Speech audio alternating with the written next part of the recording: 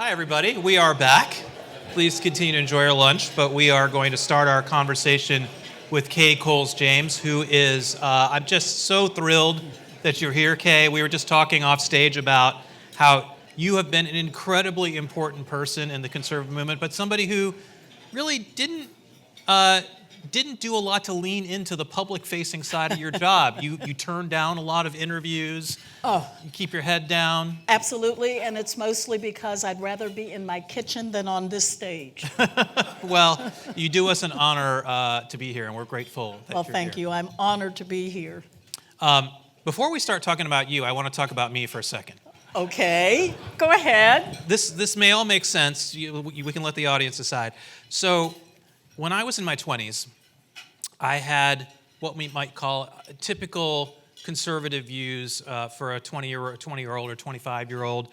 In particular, as a second-generation immigrant, applying to colleges, feeling very offended that that I was being told I had to have an SAT score that was higher than everybody else's to get in the same colleges as everybody else. That really was one of the things that actually made me a conservative. And I felt very aggrieved that everyone was talking about racism all the time. Racism this and racism that. I'm like, what's going on? I live in this multiracial neighborhood. I go to a multiracial school. Everyone is nice to each other. I don't personally feel any discrimination. I don't see any discrimination out there. Why is everybody talking about this? Why am I being asked to shoulder the burden in terms of college admissions when my parents were not the segregationists? What's going on with all this stuff? And just finding the whole conversation feeling like the Civil Rights Act passed, this is all in the history books. This should not be something we're talking about. And then when I was 27, 9/11 happened. And I was living in Boston at the time, working for Bain Capital. And I'll never forget, of course, no one can ever forget 9/11 itself, but then what was really unexpected for me in the months after 9/11 is some of the things that started happening to me that were very strange. I would go out to lunch with some of my colleagues in our jackets and ties, and we'd come back into the building to get back to work, and security would stop me and detain me and say, can you show me your ID? And my friends would be like, Avik, we'll see you in a couple minutes. Number of situations where just people started acting in ways that I don't want to go through a long litany of the things that were just very strange. And I'm like, this is very odd. Here I am, I'm this Indian kid, I'm an Episcopalian, which is of no great comfort to my mom. And I'm basically, there's this fear. And it faded away after about 6 months. And life went sort of back to normal, at least to the degree that it did after 9/11. But I remember thinking at that time, and it was something that really changed my perspective on a lot of issues related to racial equality, is that this is something I experienced for a very, very brief time. There are people in this country for whom that's a lifelong experience. And I had never had the ability to see that before. Until I had experienced it myself, I couldn't empathize with those who were going through that experience because I didn't believe them. Sure. And I bring that up because the thing that so excited me about when you became the president of the Heritage Foundation was that. Your ability to speak to people about the experience that you had growing up and hopefully help a lot of conservatives understand that these problems require more of our interest and attention than perhaps we've given them. Welcome to my world. Let me say a couple of things about that. Being the president of the Heritage Foundation didn't make all of that go away. Being at the tip of the spear for any issue that was important to the conservative movement didn't make that go away. Having said all of that, I am probably the happiest warrior we'll ever see. Joan, are you still here? I will take the crown. I am more optimistic about this country. I am probably more pro-American than anybody else in this room. This is the greatest country on the planet, bar none. And yet, And yet, there are people in this country who still tell me I should know my place, just recently. This year, my grandchildren were called the N-word in Fairfax County public schools. This year. It was within the last, I believe, Charles, the last 10 years when we were living in a neighborhood when we got a KKK flyer in our mailbox. And so I take it very deeply and very personally when the conservative movement tells me that I don't have the opportunity to express what it's like being an African American in America today, and yet still say that this is the best country on the planet. And the reason I believe this is important is because when we as conservatives acknowledge this, we are then able to speak to one of the largest growing populations in our country of Black and brown people and say, we see, we know, we understand, and we and only we as conservatives have the answer. And so rather than try to deny, hey guy, rather than try to deny that there is a problem in America with racism, acknowledge that it's there and it's real, and we know how to deal with it with individual freedom and liberty. And we can say to the fastest growing majorities in the country, come join us, because we have the answers. And I don't see a dichotomy between the two. I don't see acknowledging the realities of my lived experience and my conservative bona fides. I deny anybody in this room to say you're more conservative than I am. I will take you on. But I will also acknowledge the reality of my lived experience, and that the conservative movement speaks to that. And only the conservative movement speaks to that, by the way. And so I think that as we are thinking through and looking at where we are in our country today and looking for answers and the pathway forward, it is essential that we understand that with the growing minorities in this country, we are being woefully both ignorant and irresponsible if we don't recognize that we should put some of our resources, time, energy, and effort into reaching that section, that demographic of America. And I really get in trouble when I say this, but I'm going to be back in my kitchen baking pound cakes by this afternoon, so there you go. It is my grandchildren and people of color who in 30 years are going to be running this country. And as a result of that, someone would think, if I love America and I want to see this country prosper, some of our resources, some of our energy, some of our time has got to be spent on that demographic and preparing them to lead this country. And so while I'm glad to be with I have so many friends and people that I admire and respect in this room. While I'm glad to be here today, my energy, my time, and my effort right now in my last days on the planet are going to be spent taking our message into that demographic. Because I love this country, and I want to get those young people prepared for leadership. Let's go back to your childhood. You're born and raised in Richmond. Yes. Your father left your family when you were 4 years old. You were raised by your aunts and uncles. You read my book? I mean, I'm trying to prepare for these. I will say, Kay, that I don't believe in notes when I'm on stage. I believe in just having a conversation. Yeah. But I have to say, one of the biggest compliments I can give you is that I have notes for our conversation today, because there is so much to talk about with you.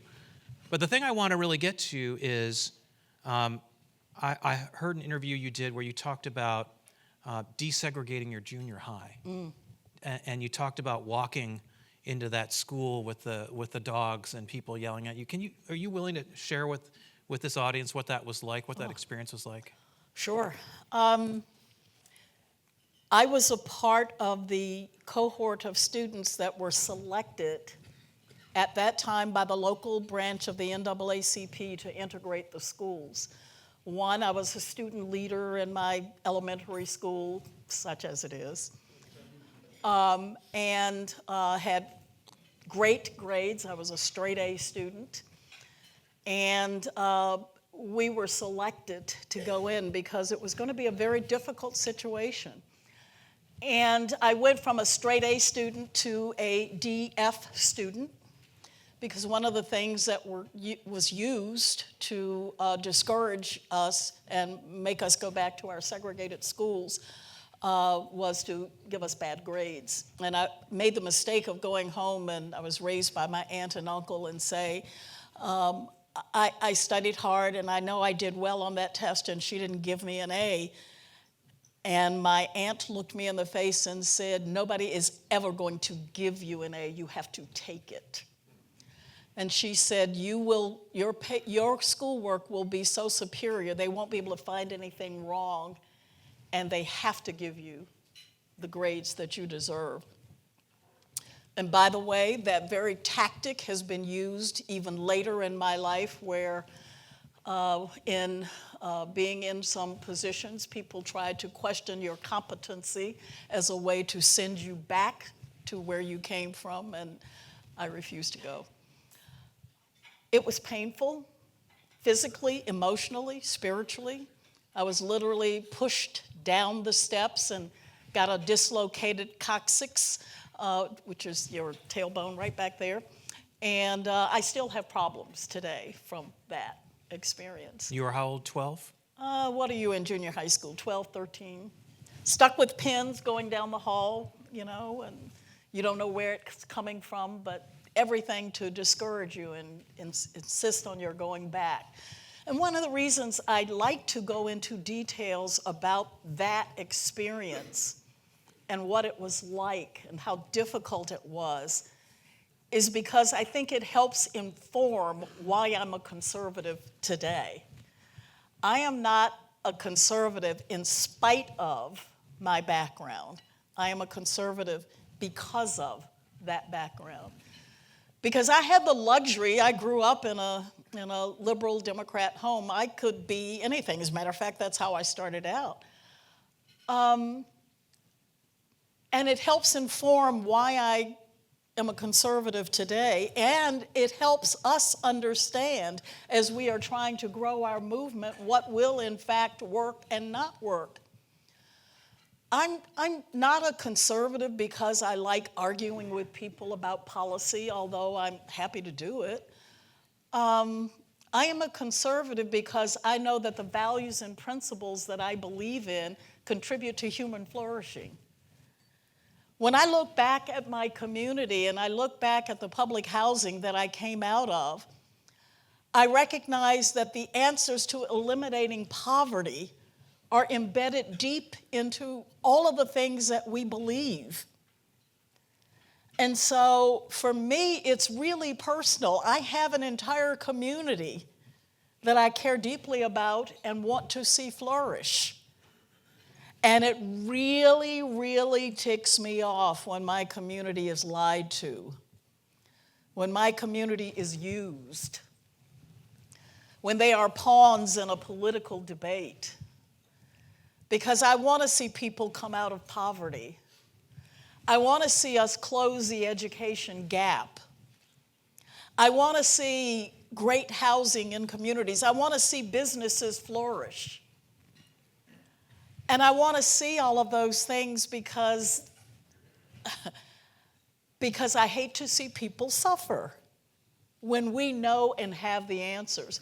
And so I think one of the messages that I have is, aside from, we think in big terms of saving our country, and I think in terms of saving our country and our communities and saving families and people that I love that have been devastated because of liberal policies.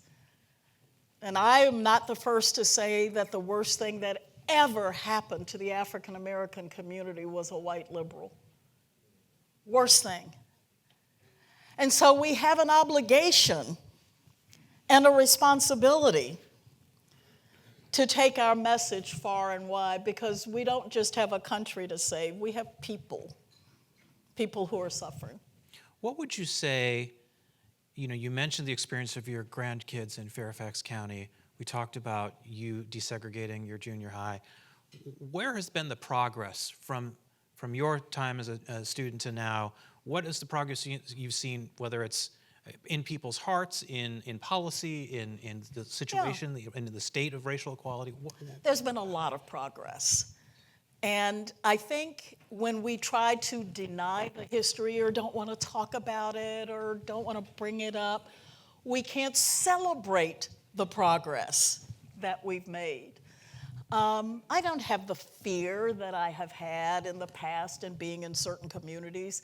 Charles and I will tell you there's certain communities in Virginia where you just didn't go into after dark. I don't feel that anymore. There are opportunities that are open. I would say that more and more Americans, racism is not at the forefront of everybody's minds, and we can see progress there. Legal processes have been absolutely turned around in this country, and we should applaud that, and we should be excited about that, and we should celebrate that. So I think one of the advantages of acknowledging where we were is that we are then able to celebrate how far we've come, and celebrate we should. And what are the things that are left to do in your mind to get to a truly the society, the colorblind, or society where there's equal opportunity on the basis? Yeah, of I'm race glad and you other switched that up. I'm all for equal opportunities, but I don't know how I feel about colorblind. I like the fact that my history and heritage is rich and deep, and I think I add color to any, it's great. We should celebrate all of that. That's fine, because I like soul food, and I like black gospel music, and I want you to enjoy my background and heritage, and I celebrate with my Irish friends, and when it's St. Patrick's Day, and I celebrate. I think one of the things that's great about this country is we don't have to sort of subjugate who we are. We can celebrate each other, love each other, be together, and isn't it great? What was your question? The question was, what's left to do? What's left to do? To get to the place you want us to be at as a country in terms of inequality of opportunity? Sure. Because you've mentioned there still is racism. Yeah. You wrote this piece after George Floyd, I would say with a very frustrated tone about the tragedy of George Floyd, about what was still wrong with it. They got me in a lot of trouble. I will get to that. Okay. Just saying. What's left to do is work for you to do and not for me. What's left to do, I think, is for the conservative movement to be unashamed of acknowledging our past, celebrating who we are today, and not tolerating it in our midst anymore. Where is the William F. Buckley of today that will tell the white supremacists that try to infect our party to go somewhere and sit down? You are not welcome here. I was hoping someone would say, I'll do that. I'll do it. I can't do it. I can't. It's not my job to do. And let me tell you in practical terms why that's significant and important for you to do. And it goes back to what I said earlier. When you recognize that the Census Bureau tells us that somewhere between 2040 and 2060, minorities will be in the majority in this country. Do you understand that? And as a result of that, out of sheer love for our country, we have got to demonstrate to those minorities that we understand the plight, that we won't tolerate it, and that we have better answers. That we genuinely care about human flourishing. When I went to the Heritage Foundation, it was sort of shocking to some when they said, you want to expand the conservative movement, who are you going to target? And I said, young people, women, and Bernie Sanders voters. I thought, that was a little unnerving. Why is that? And I said, because I refuse to let a Bernie Sanders voter think that they care more about eliminating poverty than I do. I refuse to let a Bernie Sanders voter think that they care more about closing the education gap than I do. I refuse to let them think that they have answers to improving access to health care in America, and I don't. I refuse to let them think that they are more American than I am, because they aren't. And I think that we as conservatives who have the data, the research, the analysis, and the experience to prove that we can speak into all of those issues with character and with integrity, winning over those demographics, that cohort of America, because we must. There's not enough angry white men left in America to get a plurality. And we can. So not only will we be able to advance our political philosophy, but it also has the added benefit of really, truly contributing to human flourishing, stabilizing neighborhoods, and winning. I'm sorry. We are the compassionate people. We are the people that have the answers to the things that plague America today. And there's no such thing where we are concerned as the forgotten man, because we never forgot. There's so much to unpack with those comments. One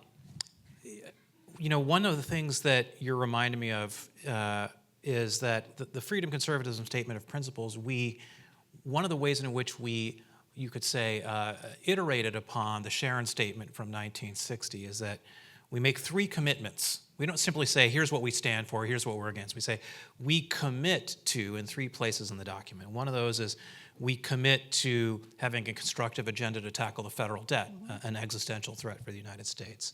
We commit to using economic freedom as a tool to address the challenges of lower income Americans and working class Americans as they deal with the cost of living. And then the third is that we commit to a constructive agenda around using freedom to improve the lives of those who the state whose freedom was restricted by the state in previous generations, and where the downstream consequences of that discrimination are still extant today. And I will tell you that third one, we got a lot of grief for that.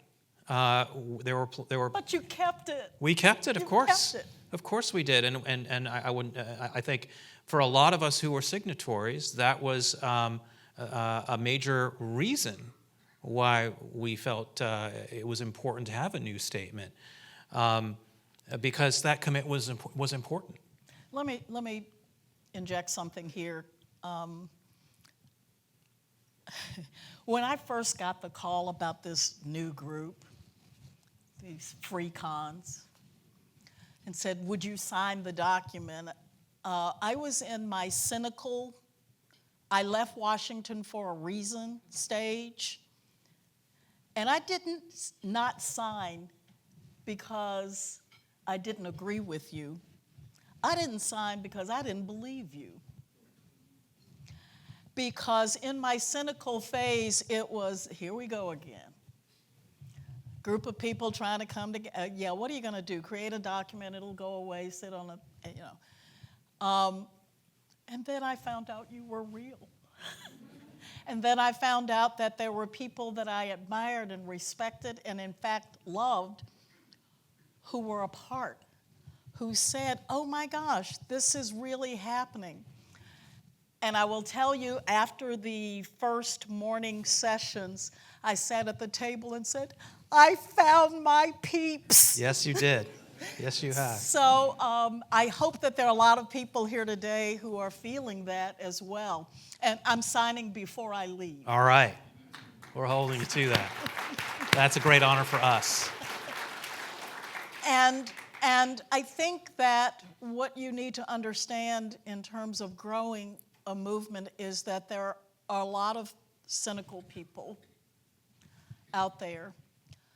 A lot of people who believe all of what we believe, but who are discouraged, who don't know that there is a place, who have not found their peeps just yet.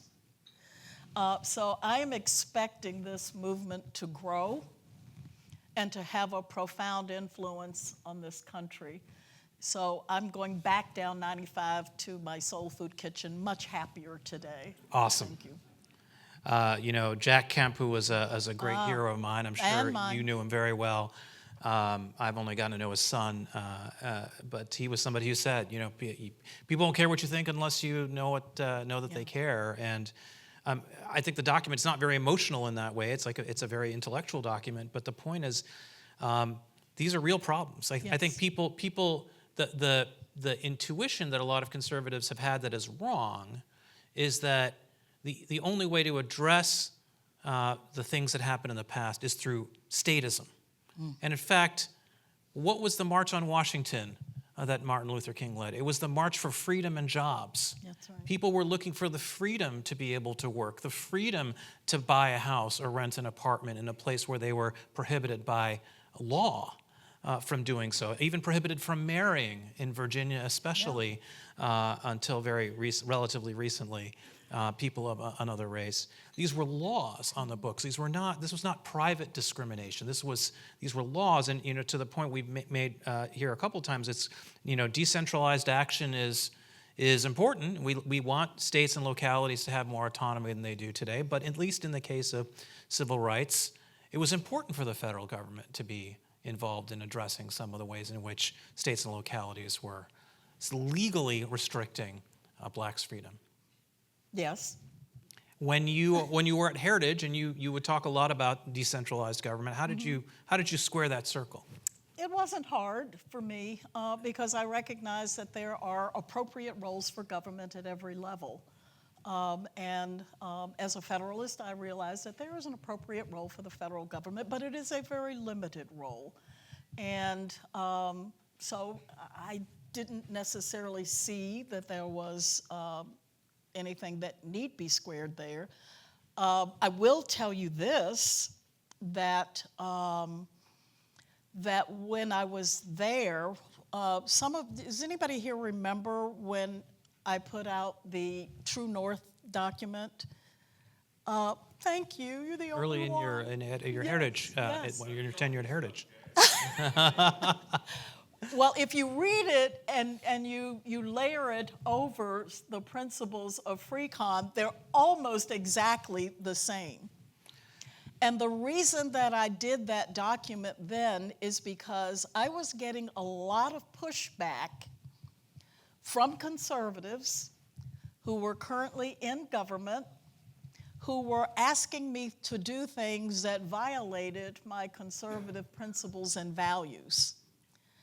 And I said in the moment, I think that we need a very clear, concise, easy to read, and easy to understand principles of what a true North conservative is. And I would encourage you, if you haven't had a chance to go back and look at that, I don't think they've taken it down, it may still be there. Take a look at that. And I will tell you that, I said, I want to save you some time. I'm never going to violate my values or principles. So if you want to call as a conservative who is governing and ask me to violate my views on limited government, and you want to grow all of these huge government programs just because you are now in power, I'm not going to do it. Not going to happen. And so I found that squaring, being a sort of true North FreeCon conservative, and trying to speak into the conservative movement in that moment and this moment, very challenging. Very challenging. So if you haven't looked at those, Wall Street Journal did an article on them at the time. Take a look at that, because I was here before y'all even got here. Recognizing that we as a movement needed clear, concise principles that were immutable in terms of what it means to be a conservative, because there are a whole lot of people out there who have forgotten. You know, one thing I learned about you as I was looking into your background was that just before you took the job as Heritage president, of course, you'd served on the board of Heritage since 2005, if I recall correctly. You got really excited about a speech that Trump had given on the campaign trail in 2016 about urban affairs. And you were really eager to serve in the Trump administration to help him enact that agenda, but you got blackballed by Omarosa. Yes. That's very interesting. So tell us about that, about the Trump agenda that really excited you. What was it that he was talking about? There is much about that agenda that excites me. And don't forget also, in my past, was director of the Office of Personnel Management. Yes, for George W., right? For George W. So I have lots of opinions about what's going on in our country today. And we'll get to that too. No, you're not. Yeah. And I actually published during my time at OPM a book, and I think the title was something like "The Ideals of." It was explaining what the civil service should be, could be at its highest goal and point. And so I mean, it's documented. It's there. Who was it who said earlier this morning that people come along and they think they've got a new idea, but Jonah Goldberg said it reads like a sophomore. Yeah. I was trying to do government reform and downsize the federal government back then. We wanted to reform the hiring processes. We wanted to make it easier to hire and fire people. We wanted to go into government with a scalpel and eliminate waste, fraud, and abuse. The problem is 9/11 happened, and the priorities of the administration happened. But there are really not a whole lot of new ideas. So there's a part of me that's going, yes, finally it's happening. I like what's happening. I don't like the way it's happening. So you served on the board of Heritage from 2005 to 2017 before stepping in as president. Tell me about that era, the Heritage from 2005 to 2017. Ed Fulner had run it. He stepped down. Jim DeMint comes in for not a very long tenure. But how do you feel Heritage developed and evolved over that 12-year period? I have the best pound cake recipe I can't wait to try it. you have ever tasted. And I'm going to make one for you and send it to you. You said we could go anywhere with this conversation. I didn't think you were going there. I'm writing about it. Okay, great. Wait for the book. I can't wait to read it. That'll be very interesting. You have spoken publicly about the process by which you became president and how you were leading the search committee, and then it was like Dick Cheney style. You became the nominee. And it's sort of relevant to the conversation that's going on in our country today. And I have said in the past, what's nice about being the president of the Heritage Foundation? There is no doubt in my mind that I was not a DEI hire. It was not within the DNA of anyone on that board to do a DEI hire. As a matter of fact, it was sort of cute when the vote was taken and we were sitting around the table, and I think it was then that I said, you know what, we get more right by accident than the left gets right by trying to force things like this. I didn't have to walk into the office any day and feel like, I don't know why I'm here. Is it because I'm black or because I'm a woman? Because there's nobody on that board that would make a decision like that. And so that's one of the best things about being in the conservative movement. We've always been a meritocracy. And I can feel really good about that. Did I successfully avoid answering? I'm good at asking interesting questions too. So let's try. Okay. Who are your 3 favorite scholars at Heritage during your time there? Oh my goodness! You're not going to make me pick among my favorites. Pick 5 if you want.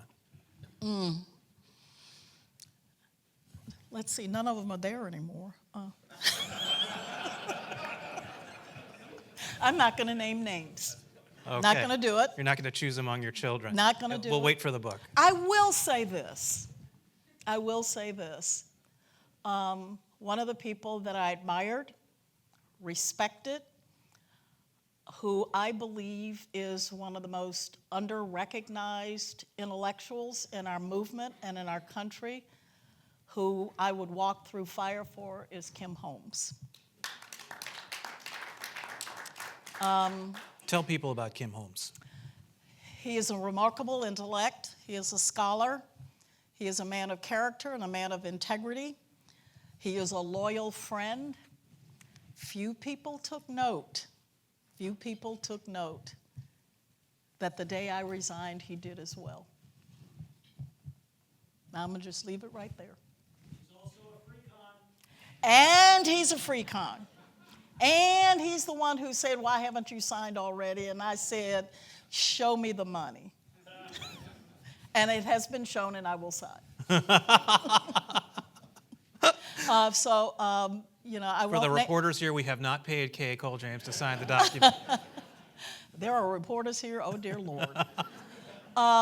So I won't name names, but I will name that one. It's a great one. I will stand beside him and fight the good fight till my last breath. Tell me about what you were going through when the George Floyd incident happened. Just what your reaction to that moment was. How did you feel? What did you think about when you saw the video of him being killed?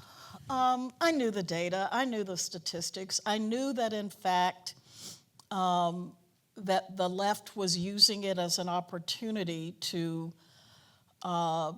hype, quote, police brutality and lots of that. But I also saw it as a teachable moment for the conservative movement to say, we understand. We recognize, and for the first few days we were doing well until Black Lives Matter came in and took over the movement.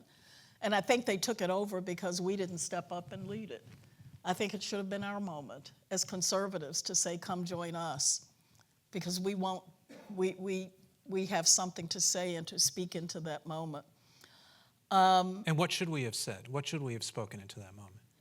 I think that in that moment, whether or not we looked at the hard data that talked about the reality of how many police officers actually did, the whole bad apple thing, it's just a few and all of that. I think it was a moment to say, I hear you. I understand that you feel this way.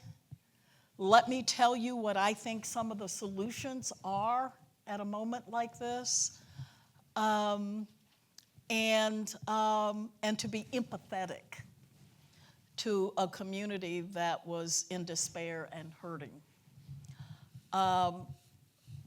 You know, I have been in the conservative movement for many years. I'm a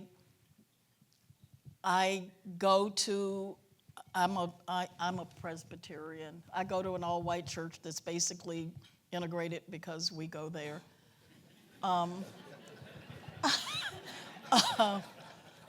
And by the way, I told you when I left Washington, all I wanted to do was to go to my ladies' Bible study and bake pound cakes and leave all of this foolishness stuff here to the rest of you all to resolve because I was cynical, hurt, and angry. My Bible study is here today for support. They're right over there, ladies.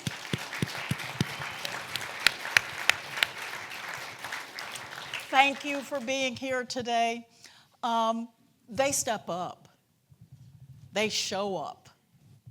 And that's what we should all do. So you wrote this op-ed for FoxNews.com where you expressed frustration that here we were in 2020 at that time, and we were still dealing with these kinds of killings. And you talked about the fact that racism had been a part of American history and was still a part of American history. And our good friend Tucker Carlson took... But I also said America is not a racist nation. Yes. Okay. Yes, you did. Thanks for that context. Tucker Carlson spent 2 of his monologues then at Fox News excoriating me? Criticizing you in strong terms for saying heart. that. And that there's a perception out there that that those events are connected to the length of your tenure at Heritage. We'll leave that aside and over the pound cake conversation for later. Yes. But what I'm curious about is, you know, here you are in 2020. You're the leader of the most important institution, certainly on the think tank side in the conservative movement. You've made this statement. You're getting this criticism, I'm sure not just from Tucker, but from others out there. Quite a few. I'm sure that that's not the first time you've had experiences where you expressed yourself. You're not shy about stating your opinions. I think we can all agree. And so you've probably had experiences like that before, maybe not in the public sphere and at the same level. Was it different for you, just having it all happen right there in front of millions of viewers of Fox News? Let me add this too. You know, during that moment, there were a few people who stepped up and publicly, I got lots of phone calls and lots of private messages and emails, but there were also friends who stepped up publicly and defended in that moment. And I will be eternally grateful. What was different? Not much. Not much. You can't be the Secretary of Health in Virginia and reform welfare and do dramatic changes and not appear on the front page of the newspaper, particularly in black press, every single week being taken on. So, you know, I experienced it at the state level, I've experienced it at the national level. And remember, I cut my teeth in the conservative movement as the spokesperson for the National Right to Life. And so I was on the forefront of the abortion issue during one of the most heated periods and times. I've been run off college campuses. I've had to have physical security at times and be escorted as a result of that. I have said, you know, I am a black, conservative, pro-life, evangelical, Republican. There's a lot there to hate. There's a lot there for people to be upset about. And so I had to develop very early on the demeanor of, I am who I am. And when this guy who is now currently serving in our administration said that I needed to learn to bend a knee and know my place, I said, I had to learn who I am. I am the daughter of the King of Kings and the Lord of Lords. I know who I am. I know my place. And I only bend the knee to him. And as a result of that, you had to be a little tough to be me. You had to have a little thick skin to be who I am. So I tell people, don't step out there and take on the issues that I have over my lifetime and expect that everybody's going to throw roses at your feet, because they're not. But at the end of the day, you have to be able to go to sleep at night with your integrity intact, your character intact, and knowing that you've been true to your principles.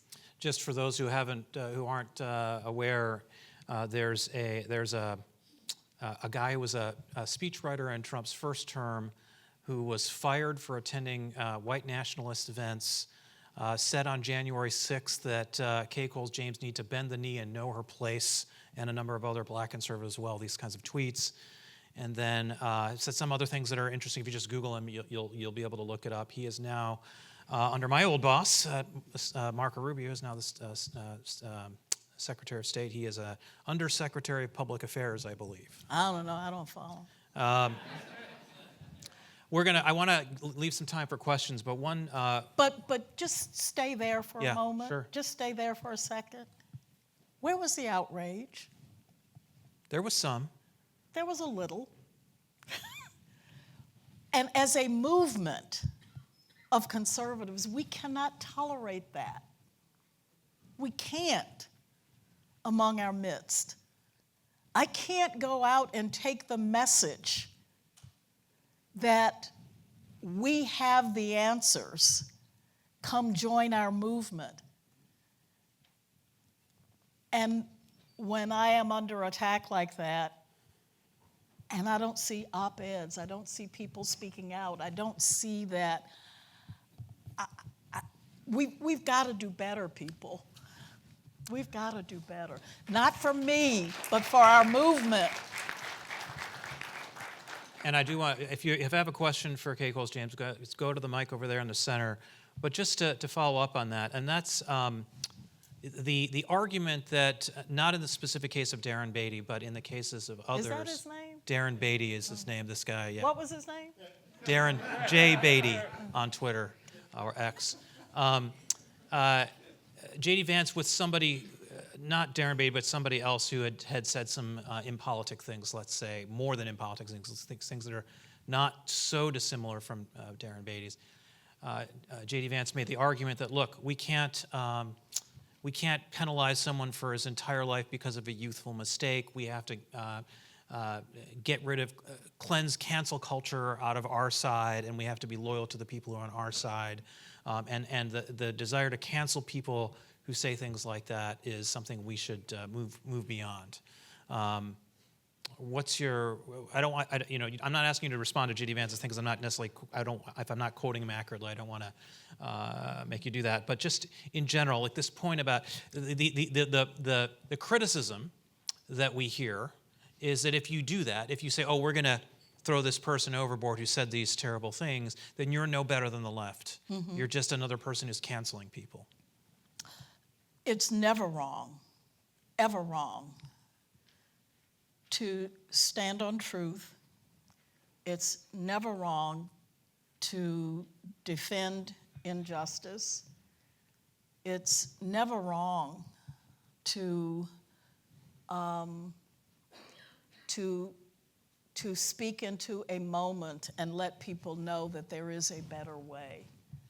I have no interest in canceling anyone or denying anyone a job, but we should have voices saying, those are not politic words. Those are not things that we should, those are not sentiments that are at the core of who we are.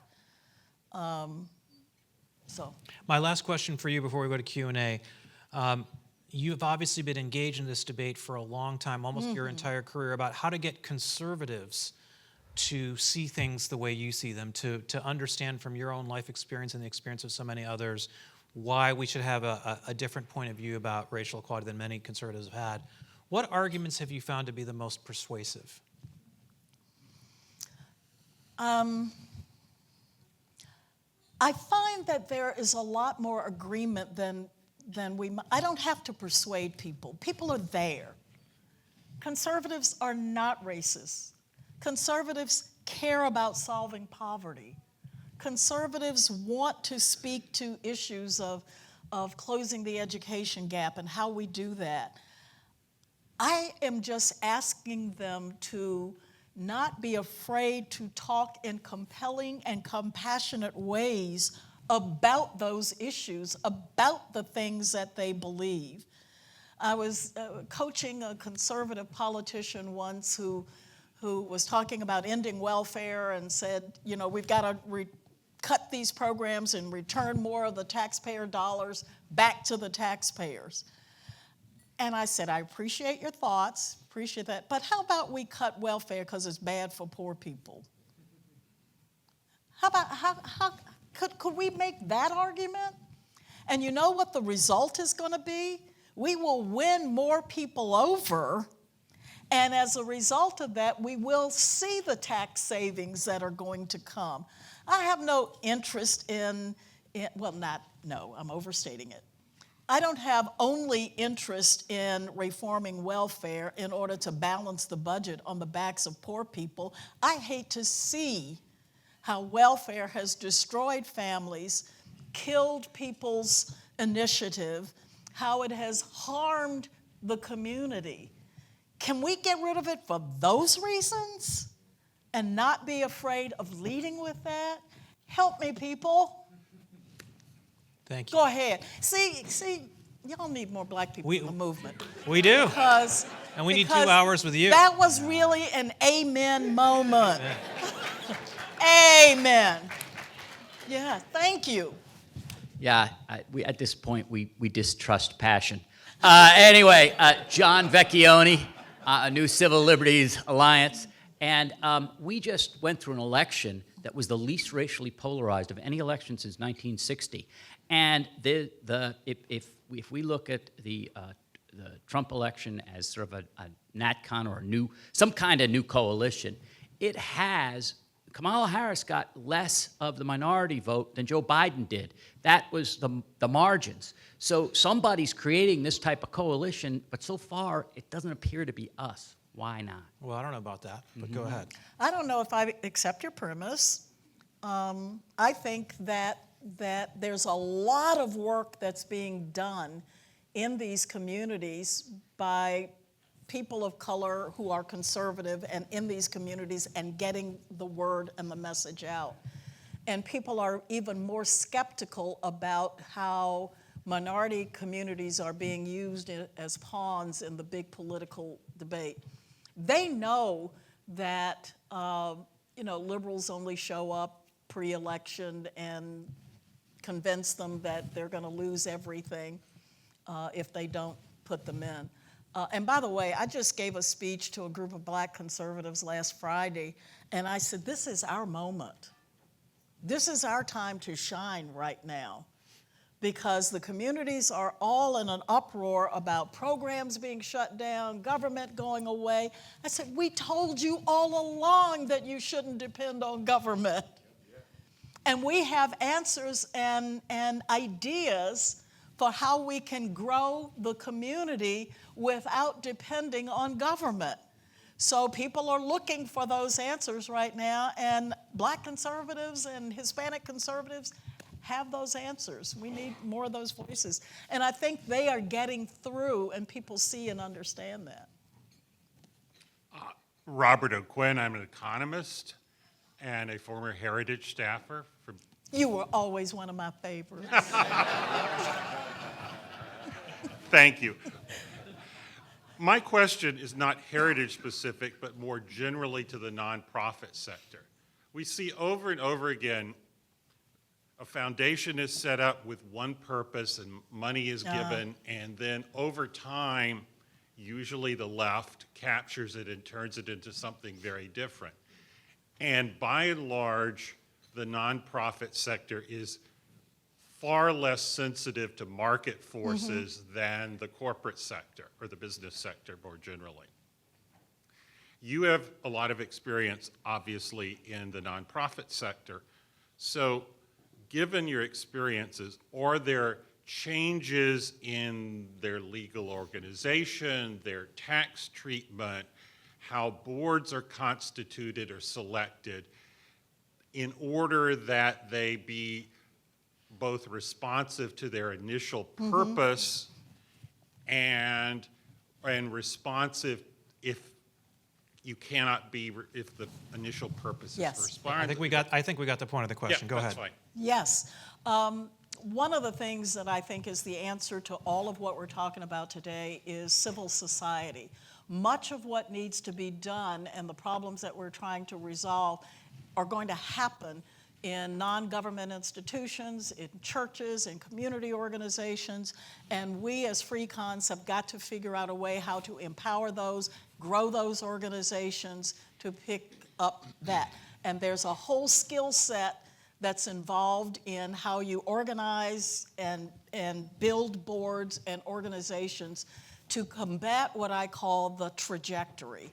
Because you start out here and you compromise a little bit on your values and beliefs here, and by the time you get out here, the organization is far away from what you originally intended. But that's a whole other session, and maybe at some point we can talk about that. There are things you could and should do. Well, I know you know. Another one of my Absolutely, favorites. yep. Came in under your leadership, by the way. Terrence Todd with the National Center for Public Policy Research's Project 21, Black Leadership Network.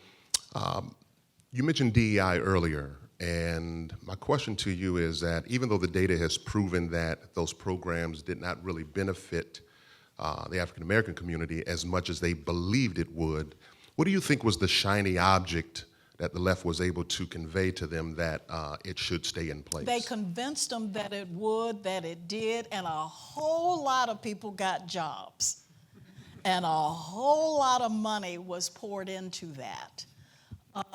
It became its own industry. You know, in the old days, we used to talk about the poverty industry, and DEI was sort of one of the. But we should have a response to that. I don't know anybody in this room that doesn't believe that diversity improves any outcome. You get a group of people together with different ideas and perspectives, and you sit down and you have conversations and discussions, and it's good. I'd rather go to a potluck where the diversity was, we had all kinds of ethnic food and everything. It's going to be good. It's going to be better. I don't think we have a problem with inclusion. Who wants to be exclusive? We want more people to come in. The problem we had with DEI was the E. And it was the issue with equity of outcomes. It wasn't even equity of equal opportunity. We all believe in equal opportunity. So it was all much of, they stole that one. We should have claimed that territory and that ground. That should have been ours. So I am hopeful that we can lead in that. We're not afraid of that. We want more voices. It's great, it's rich, it's beautiful, it's wonderful, and I'm mad they took it. Well, I think our statement of principles has some of that language It in it that is does. an effective response. I hope It does. Hello, I'm Joel Griffith. I'm currently with Advancing American Freedom, but I was a recently hired research fellow at Heritage right around the time you came on board, and I can attest to the True North statement that you led with. I was able to write about issues that sometimes were at odds with the Republican administration on tax policy and economic policy, as was my good friend Brian Riley. So I wanted to say thank you for that opportunity to always be able to speak clearly. And And I'm sure you may or may not have heard the news from a week ago. Your successor at the Heritage Foundation recently said, "Old fusionism is dead. Get over it." And I was wondering if you had, I'm not asking for a direct response to that, but do you have your own personal take on whether or not old fusionism is dead and I whether or not did. we should get over it? Thank you. Is that a good enough answer? I think I'm I think alive and well. I think we as need to play is- that Princess Bride clip. We're not dead yet, right? Not dead Just yet. mostly dead. Oh, no, I'm not even mostly dead. not dead at all. Not even We're close. fully alive. Not even close. I have a picture that's on my desk, and I've had it there for a long time. Lots of people have handshake pictures with Ronald Reagan. I went out to see the president after he left, and out in California, and when he came in, he said, I asked for 15 minutes to speak with him, and I ended up having 45. And he said, Kay, I hope you aren't upset that I really don't recall much of what, and I said, Mr. President, I'm not here for you to recall anything. I'm here to tell you that the Reagan Revolution is alive and well, and we will carry the banner forward. We're not dying. We're not dead. Amen. Thank you, Kay Cole James. What a great conversation. Thank you. Appreciate it.